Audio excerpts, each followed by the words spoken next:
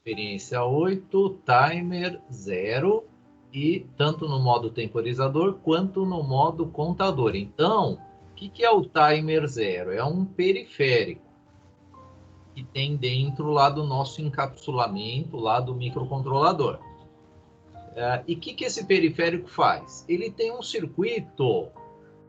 Como exemplo, coloquei esse aqui, ó. Esse aqui é um contador, e esse contador usa flip-flop tipo T, né? Então, o clock do T0, que gera o bit menos significativo, ele alimenta o clock do T1, né? Que eu tenho como resultado o bit 1.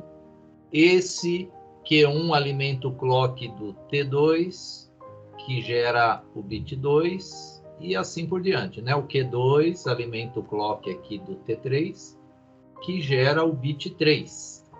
Então, se vocês montarem esse circuito aqui, num simulador aí, tipo Proteus, Multisim, e cada clock que vocês colocarem nesse pino aqui, né? Cada borda de subida, no caso aqui, né? Esse aqui trabalha com as bordas de subida. Ele tem também todas as células de flip-flops, ela tem o comando de clear, tem também o de set, depende qual que vocês pegarem lá, né? Tem clear e o set também. A entrada T de todos tem que colocar em nível alto para esse contador funcionar. Tá? A entrada T, ela é toda colocada em nível alto. Então, esse sinalzinho aqui de clock, se vocês colocarem um clock definido com uma base de tempo, você tem esse circuito funcionando no modo temporizador. Agora, se você não colocar esse circuitinho de clock aqui, né, um circuito de clock qualquer, nessa entrada, e ligar apenas um sensor, aí o circuito é o mesmo, só que em vez de ele contar tempo, ele vai contar eventos, né? Então vai ter uma chavezinha lá no microcontrolador que a gente utiliza para escolher, né? Ou um clock, que vai ser aí no caso o cristal interno aí do microcontrolador, ou um sensor, que ele vai ter que estar ligado lá no pino RA4.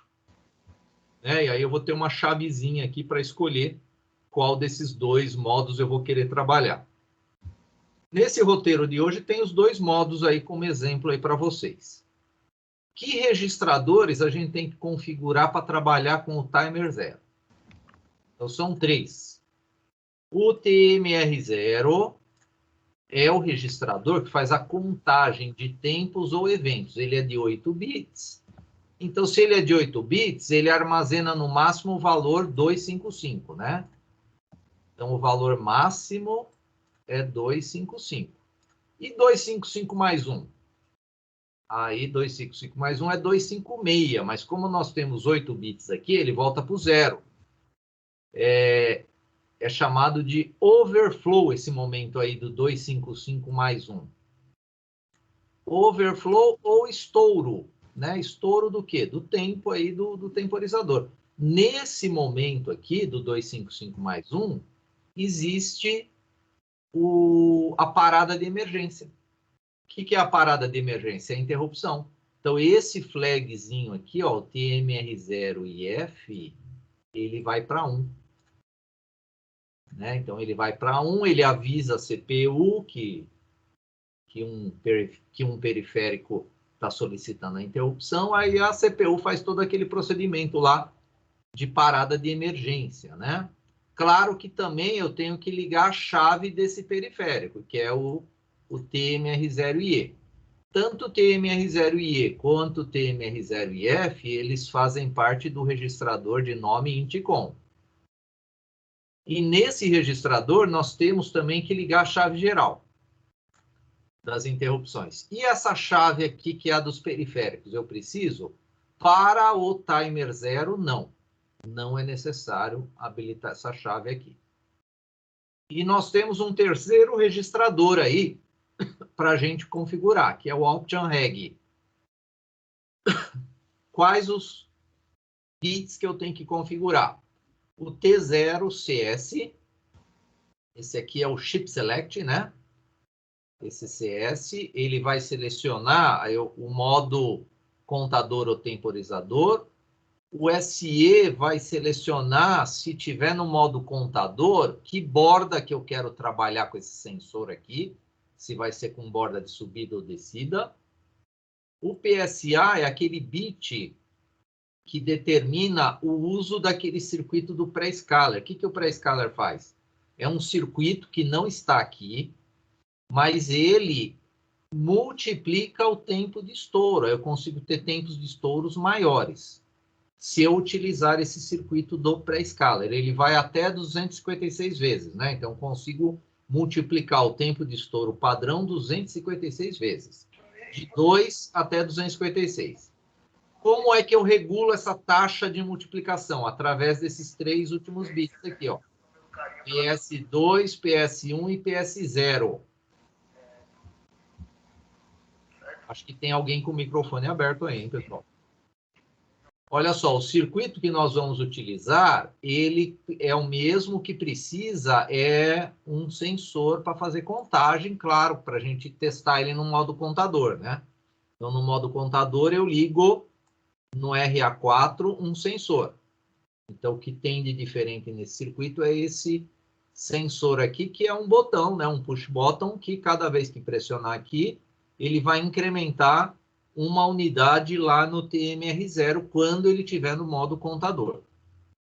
Lembrando que esse pino RA4 aqui, ó,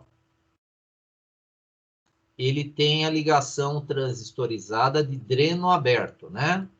Então, ele é dreno aberto. Então, se ele é dreno aberto, estou chamando aqui de DA, eu preciso usar resistor de pull-up ou pull-down, senão ele não vai funcionar. Então, o que temos a mais é o botão no contador, botão de contador, né, no pino RA4. E aí começam os programas para vocês tirarem todas as dúvidas e até testarem, né? Então, a ideia desses programas, pessoal, é para vocês testarem, né, os modos de trabalho. Esse primeiro programa, ele trata do timer 0 no modo temporizador. Inverter o nível lógico dos pinos pares alternados com os pinos ímpares do porte D a cada 1 segundo, utilizando o timer 0. Então, na sexta-feira, na aula teórica, tinha um programa parecido, só que em vez de 1 segundo, era 750 mili, né? Então, esse código aqui é o que dá a solução para aquele projetinho lá da teoria, da aula de teoria, só que na aula de teoria eu pedi 750 mili. Esse aqui é a cada 1 segundo, então é só adequar o tempo de estouro, né? Para chegar nesse tempo de 750 mili. A lógica vai ser a mesma, né? Então, na verdade, aqui ele está invertendo também o porte D inteiro. Lá, na verdade, aquele projetinho lá era um sim, um não, né? Pares com ímpares, né? Se bem que aqui ele está falando isso aqui, né? Pinos pares alternados com os pinos ímpares. Ah, não, tá certo. É isso aqui mesmo. Porque eu estou inicializando o porte D, ó, já com a inversão de par e ímpar. Né? Então, eu estou inicializando já o porte D, ó, com 01, 01, 01. E essa ação aqui, ó, porte D igual a tio porte D, ela inverte essa lógica. Aí fica 1, 0, 1, 0, 1, 0, 1, 0. Então, a cada 1 segundo. Por que a cada 1 segundo? Porque o timer deve estar configurado para 1 milissegundo. Olha aqui, ó. O timer está configurado com um tempo de estouro de 1 milissegundo. 1 milissegundo vezes 1000 dá 1 segundo. Então, a cada 1 segundo, esse if aqui vai ser verdadeiro. E aí ele vai inverter o nível lógico do porte D e vai dar aquele efeito do projetinho da aula de sexta-feira. Tá? Só que o da aula de sexta-feira é a cada 750 mili. O que nós temos aqui? Ó? O cálculo da temporização. Então, para 1 milissegundo, trabalhando com um cristal de 8 mega, nós precisamos de uma carga inicial de 6. É aplicar a fórmula ou até usar aquela calculadora lá que eu forneci para vocês, tá? Tem uma variável aqui, contagem, que ela está sendo usada aqui, ó, nesse teste condicional aqui no laço infinito. E quem é que está incrementando essa variável contagem? A interrupção. Olha só, o void interrupt. Ou seja, a cada 1 milissegundo, o nosso código vem para cá e incrementa a variável contagem. E aí, sempre que existe uma interrupção, nós temos que recarregar o timer para manter o tempo. O que é recarregar o timer? Colocar a carga inicial novamente nele, que para um tempo de 1 milissegundo, ó, eu tenho 6. E também o que a gente não pode esquecer é de zerar essa interrupção. Né? A gente não pode esquecer de zerar essa interrupção. Então, para o projeto do laboratório, lá para aquele LED não parar de piscar enquanto o motor da prensa está descendo ou subindo, vocês podem fazer a troca do liga e desliga, né, do nível lógico daquele LED aqui dentro do Void Interrupt, que aqui no Void Interrupt não para. Né? Então, lá o LED fica piscando, se eu não me engano, a cada 500 mili. Aquela sinalização, se for a cada 500 mili, vocês vão colocar essa inversão do pino aqui com um teste da variável contagem, né? Aí vai ter que pôr um if aqui de testando ele a 500. Então, a cada 500 interrupções, deu 500 milissegundos e ele inverte o bit lá daquele LED. Então, dá para usar essa estrutura aqui para manter o LED piscando, tá? Lá naquele projetinho lá do laboratório da semana passada. No setup, o que nós temos? A configuração do ADCOM e do TRIZ e do port, né? O ADCOM ainda, né, é um registrador que a gente está colocando o valor 7, mas ele vai começar a ter sentido para vocês a partir da próxima aula teórica. Então, a nossa próxima aula, a gente entra já com a leitura de sinais analógicos. Aí sim, esse ADCOM 1, ele vai fixar o conhecimento bem aí para vocês, tá? O uso desse ADCOM aí. O que nós temos que, para trabalhar com a interrupção do timer, a gente também tem que configurar esses 3 bits aqui, ó. Né? Int com GIE, que é a chave geral das interrupções. O P e E não é necessário. E o TMR0 e IE tem que habilitar, senão a interrupção até ocorre, o flag ocorre, mas o código não é desviado por void interrupt. Então, se a gente esquece de ligar esse bit aqui, ó, colocar ele em 1, a interrupção ocorre? Ocorre. Só que ela não existe aquele desvio, não existe a parada de emergência. Né? A parada de emergência não existe. Temos também aqui, ó, o TMR0 com 6, que vai gerar o tempo de 1 milissegundo. Né? Então, no setup, a gente também faz a carga inicial. E também o Option Reg configura o modo do timer 0 como temporizador, com um pré-scaler aqui de 1 para 8, né, que está sendo utilizado. Então, o pré-scaler na nossa fórmula está com 8. Então, esses 3 últimos bits aqui, 0, 1, 0, eles estão ajustando o pré-scaler, né? Esses 3 últimos bits aqui. Então, o Option Reg também tem que estar configurado dessa maneira aí. No caso do exercício de sexta, né, para um tempo de 750 mili, pode até usar, né, essa carga, né, do timer para manter esse tempo de 1 mili. O Option Reg pode manter o mesmo também. Aí, o que vocês têm que saber que o tempo é de 1 mili agora, né? O tempo ele manteve 1 mili. Então, o que precisa é mudar aqui só, né? O teste condicional, em vez de 1000, põe 750 aqui. Né? Então, realmente, esse código aqui, se vocês mudarem o 1000 para 750, tem a solução daquele projeto da aula de sexta-feira. O programa 2 já é para trabalhar com o timer, só que no modo contador. E ele está programado aqui para contar 10 eventos. Né? Então, ele vai contar 10 eventos. Quando ele chegar no 10º evento, o que vai acontecer? Ele vai ligar um LED para avisar. Opa, cheguei no 10º evento. E para reiniciar esse contador, o B0. O botão B0, que está ligado no RB0, reinicia o contador. Como é que a gente calcula esse tempo de estouro agora para o timer 0 no modo contador? É a carga inicial que eu vou colocar nele aqui, ó. O TMR0 vai ser 256 menos a quantidade de eventos que eu quero. Nesse exemplo aqui, é 10. Por isso que a carga do TMR0 vai ser 246. Ou seja, a carga inicial é 246. Né?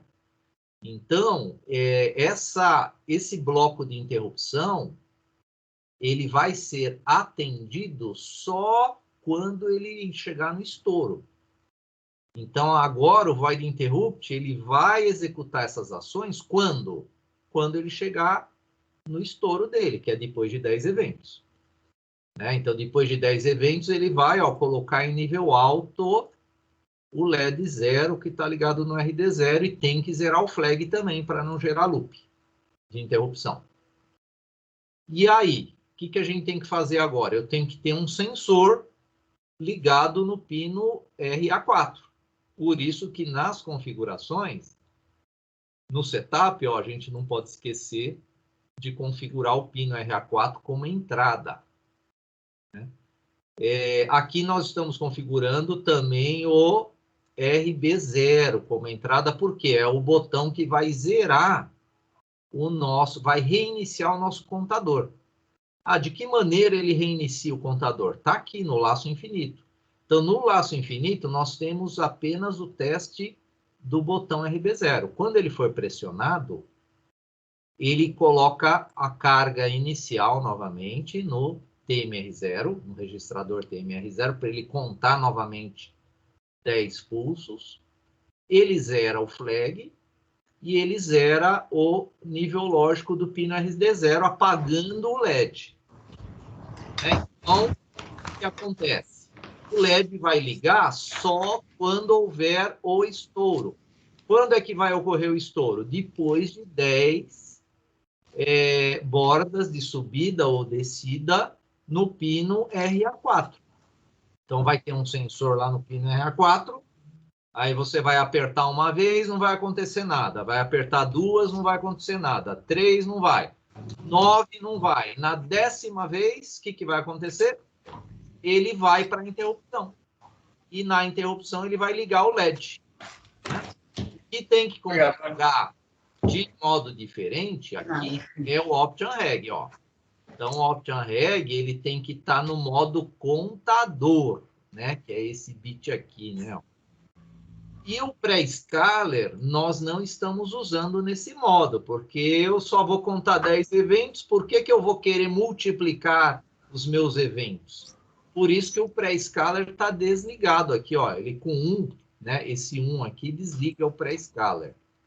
E 000 não tem...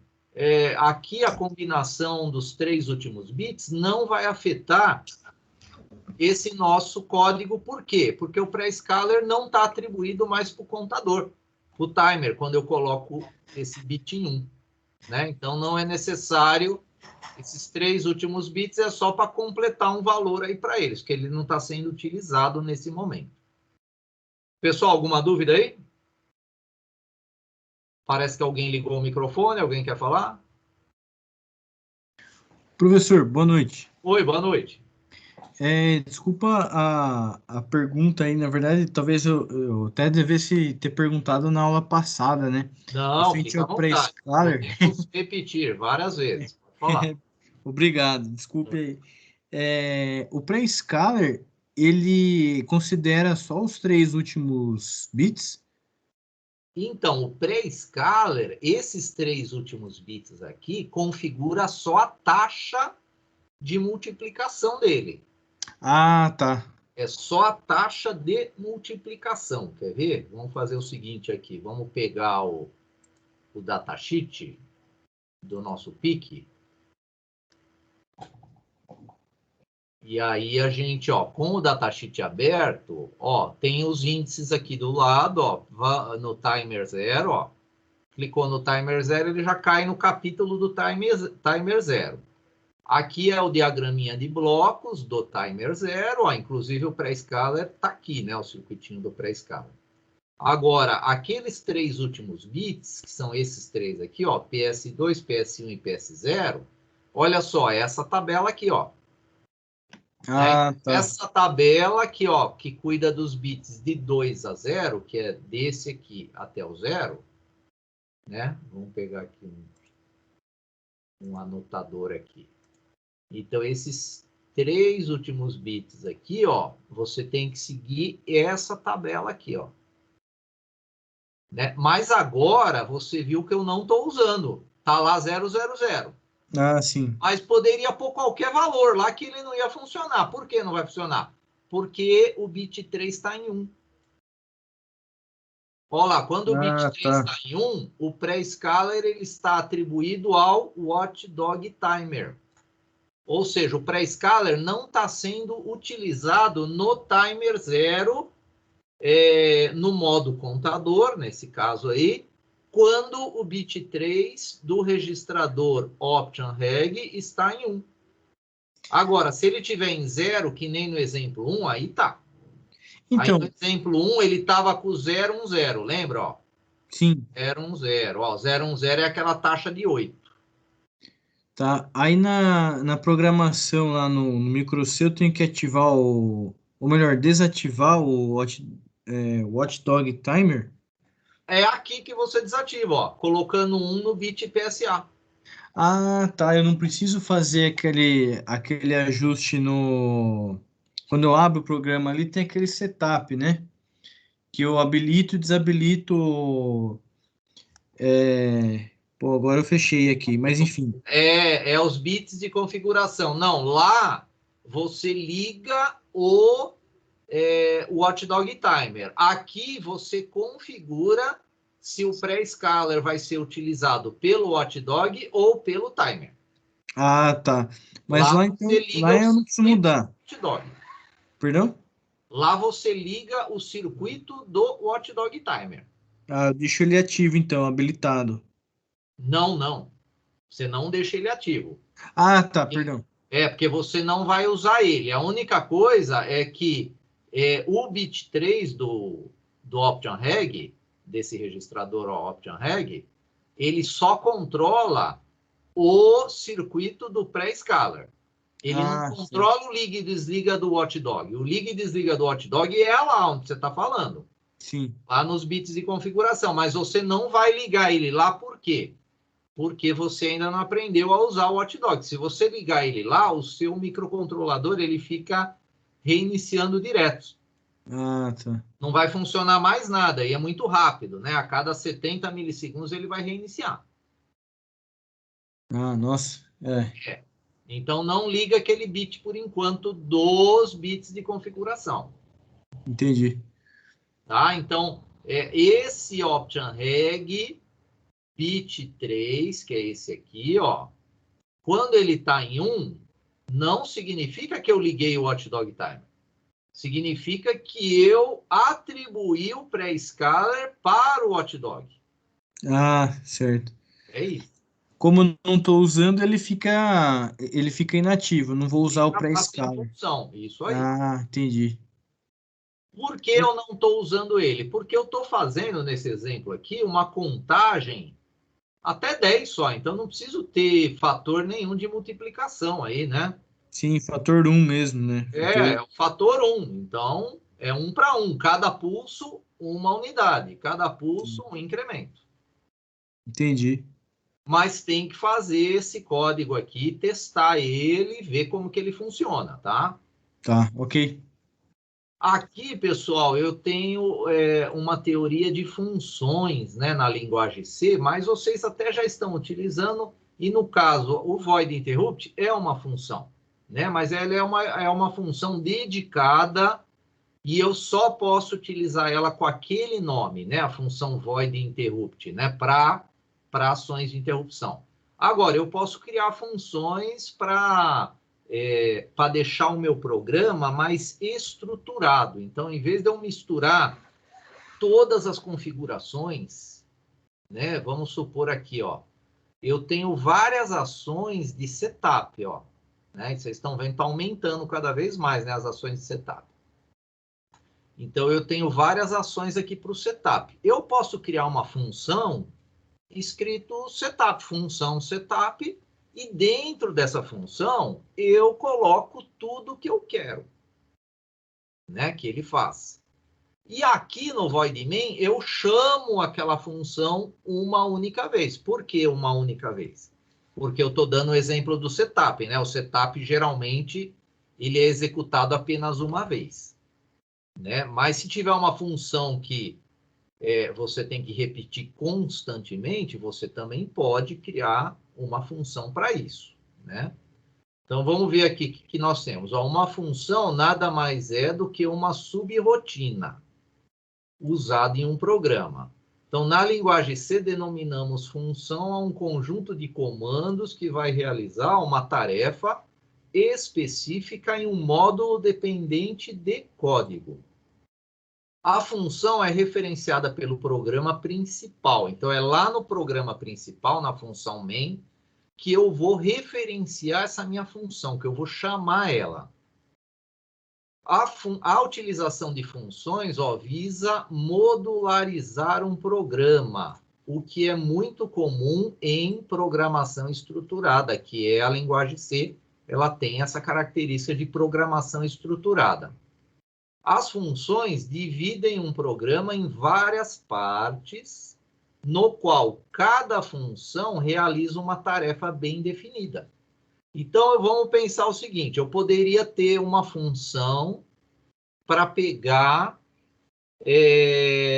para trabalhar com o funcionamento de um motor, uma função relé, uma função display. Então, eu crio lá função motor, função relé e função display. Aí, cada função dessa, eu vou colocar as ações, né, para controlar, sei lá, um motor, para controlar um display, para controlar um relé. E quando eu quiser ter esse controle desse motor, desse relé, desse display, eu chamo, né? Eu vou chamar essa função. Como é que eu chamo uma função? Aqui tem um exemplo, né? Então, eu tenho aqui, ó, void piscalet. Isso aqui é uma função de nome piscalet. Como é que eu escrevo a função? Eu tenho que pôr um nome válido. Os nomes válidos, eles não podem começar por números, né? Então, se eu começar um nome por número, vai dar erro, tá? E eu não posso utilizar como nome também as diretivas da linguagem C. Tipo, eu quero dar um nome de main, o nome de while, o nome de for. Eu não posso, né? Diretivas da linguagem C a gente não pode usar para nome. Mas o que é que a gente vai usar para nome? A gente tem que dar um nome para aquela função, para o que ela realmente vai executar, que nem aqui, ó, pisca LED.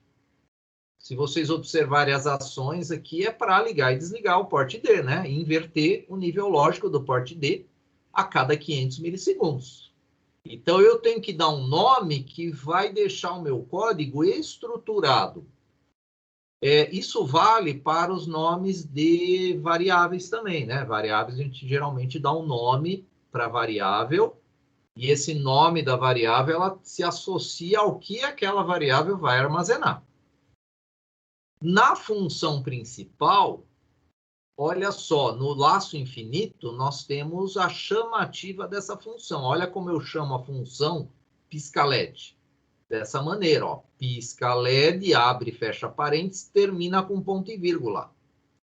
Então, eu chamo essa função no laço infinito. O que vai acontecer? O laço infinito ele vai desviar o código para atender essa função. E aí, essa função ela vai inverter o nível lógico, vai dar um delay aqui, terminou, aí ela volta de novo aqui para o laço infinito. E qual que é a aproximação? Voltar lá para a função de novo. Então, eu estruturei o meu código aqui, criando uma função específica só para fazer um pisca-LED. Tá? Por que tem essa explicação da função aqui? Porque agora vai entrar um exemplo, um programa 3 aqui, que é para melhorar o uso dos displays de 7 segmentos, com o timer agora. Então, agora, vocês não precisam mais criar aquele laço for para gerar a varredura do display. Agora, a ideia é usar o timer. Aí, o timer, sim, ele vai fazer com que a varredura do display não pare. Né? Então, agora, esse timer aqui, ele vai dar um estouro em, vamos ver qual é, em 25 mili, ó. Então, ele está programado para 25 milissegundos aqui, esse timer aqui. Então, olha só, os códigos estruturados também é feita uma documentação, ó, com comentários, né, do que o código faz, né, os autores, a descrição. Vamos ver aqui, ao ligar o microcontrolador, ó, 2 displays de 7 segmentos iniciarão uma contagem de 00 até 99, com intervalos de 1 segundo, utilizando como base de tempo o timer 0, reiniciando a sua contagem após 99. Os códigos estruturados, eles têm também, ó, detalhes das configurações que está sendo utilizado. Né? No caso aqui, ó, o PIC 16F877A, um kit didático, o cristal, se tem módulo externo ou não, qual é o compilador que está sendo utilizado. O que a gente pode pôr aqui também é os links de datasheet do microcontrolador, o link do microC, né? Onde é que você pega esses programas, né? Aqui nós temos as informações, né, dos pinos de I/O que estão sendo utilizados. Né? Então, no caso do display, ó, ele é do tipo catodo comum e o segmento A está ligado no RD0, né? O B no RD1 até o RD7, que é o ponto decimal. O controle dos displays, eles estão sendo feitos pelo RC4 e RC5. Ó, nós temos 8 botões e tem lá os pinos que estão ligados aos botões. Faz parte da documentação os cálculos que são utilizados, principalmente de timer, né? Então, nesse caso aqui, para o timer 0, ele tem um tempo máximo de estouro de 32,768 milissegundos e foi feito um cálculo aqui para gerar a carga inicial de 25 mili. Porque a cada 25 mili, ele vai gerar uma interrupção, vezes 40 vezes dá 1 segundo, né? 25 mili vezes 40 dá 1 segundo. Para isso, a gente precisa trabalhar com uma carga de 61 e um pré-scaler de 256. Então, lá nas configurações do timer, nós teremos o pré-scaler configurado para 256 e a carga inicial, que é o TMR0, para 61. Ó, nós temos um bloco aqui, mas é de comentários apenas, com as variáveis que estão sendo utilizadas. Então, nós estamos utilizando variáveis dezena, unidade e num, do tipo int, modificador de tipo unsigned. Então, ela só pega números positivos aqui, de 16 bits. Nem é necessário, né, ser do tipo int aí, né, porque a gente não chega lá, não passa de 100, né? De 100, a grandeza que a gente vai trabalhar. Nem seria necessário tipo int. Tem uma variável CNT0, que é contagem 0, e tem aquele vetor texto que é usado para o display, né? Para carregar o display de 7 segmentos. Então, aqui nós temos as variáveis. O bloco de interrupção, void interrupt, que ele está testando os 40 estouros. Né? Então, a cada 40 estouros, o que ele faz? Ele incrementa a variável num mais mais. E o que essa variável faz? Ela vai carregar o display de 7 segmentos, tá? Já já a gente chega nela lá. Cada estouro também tem que carregar o timer TMR0 para manter o tempo e tem que zerar o flag. Isso para cada estouro. Quando o if chegar nesse valor 40, não pode esquecer de zerar a variável dele de contar, senão ele nunca mais testa verdadeiro esse if aqui. E aí nós temos a função, ó, aí já entra a função. O void interrupt já é uma função, né? Agora nós temos uma função que chama display dezena, uma função que chama display unidade, e tem as ações delas aqui, ó. Que ações são essas?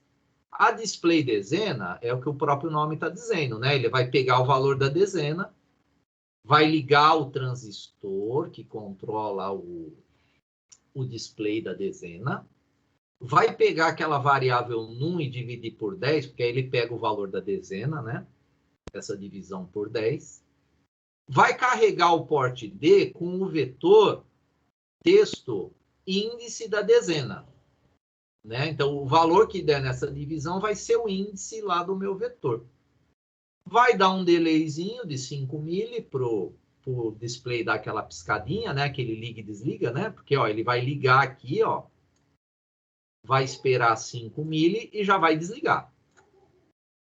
Observem que port C.B4, eu posso representar o bit dessa maneira também, tá? Não precisa escrever RC4, pode ser B4.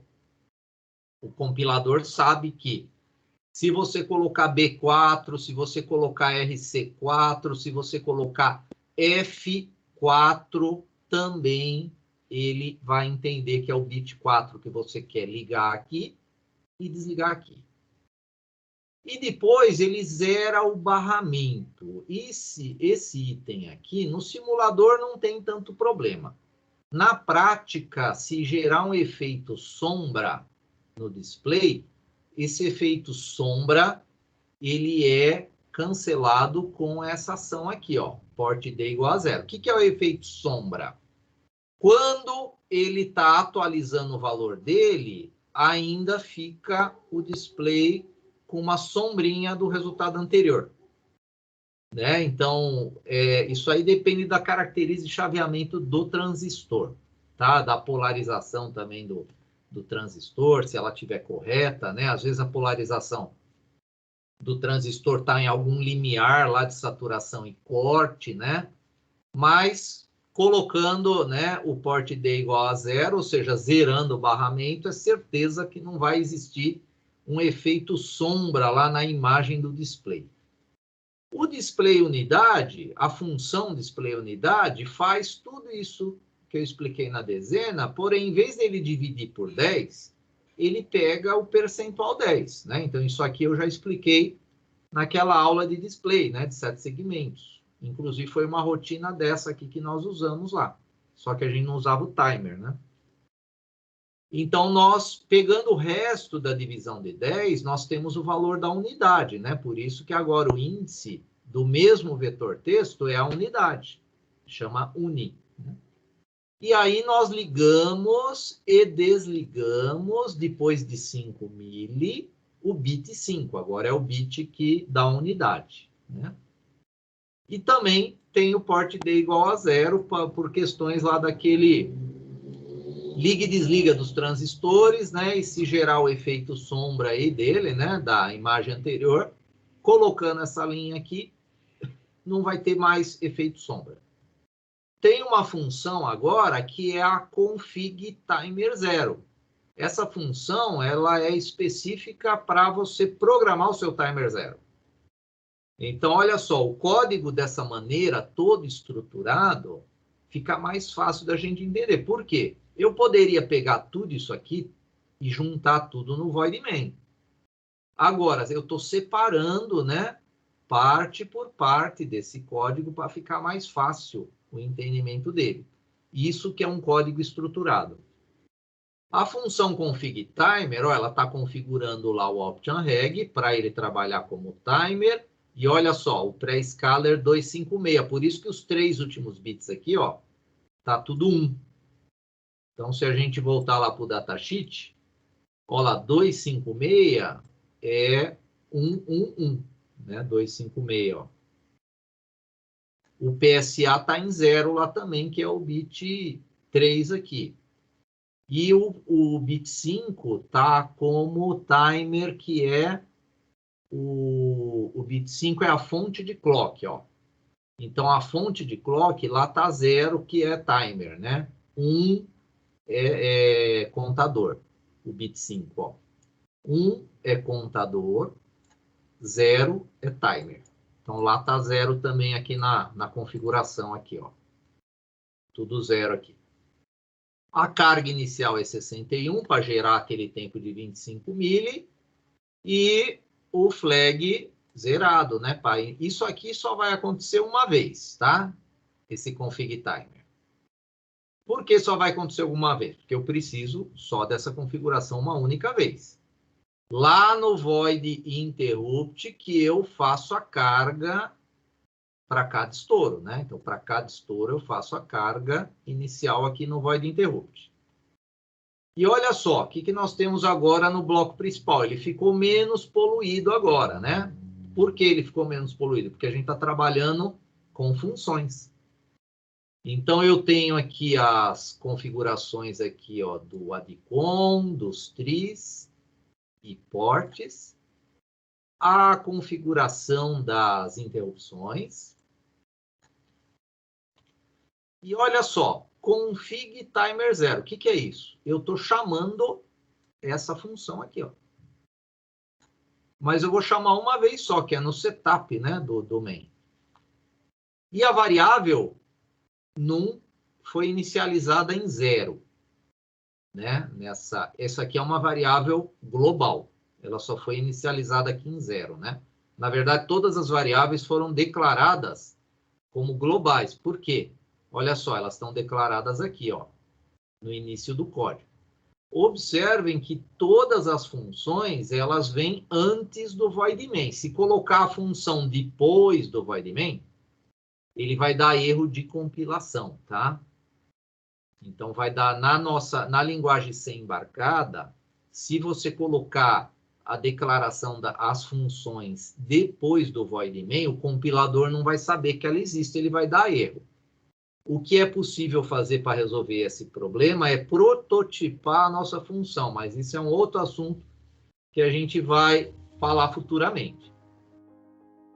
Falta falar do while on, né? No laço infinito, o que nós temos? Nós temos um teste condicional aqui, ó, para não estourar a variável num. Quando a variável num for 100, ela volta para 0. Porque com 2 displays da dezena e da unidade, a gente só consegue chegar a 99. Né? Quando chegar no 100, ele zera.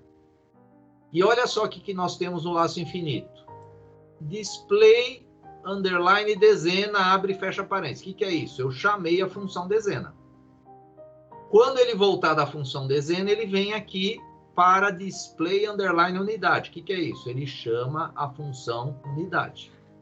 E essas funções estão aqui, né? Dezena, né? Unidade. Então, esse código, pessoal, é bem interessante para manipular display de 7 segmentos, tá? Então, os displays vão funcionar muito bem com esse exemplo aqui de código, que a ideia é que depois vocês usem ele para fazer, sei lá, um relógio, né? E colocando mais displays lá. Ou contagens maiores do que 99, né? Que aqui com 2 displays só dá para chegar no 99, né?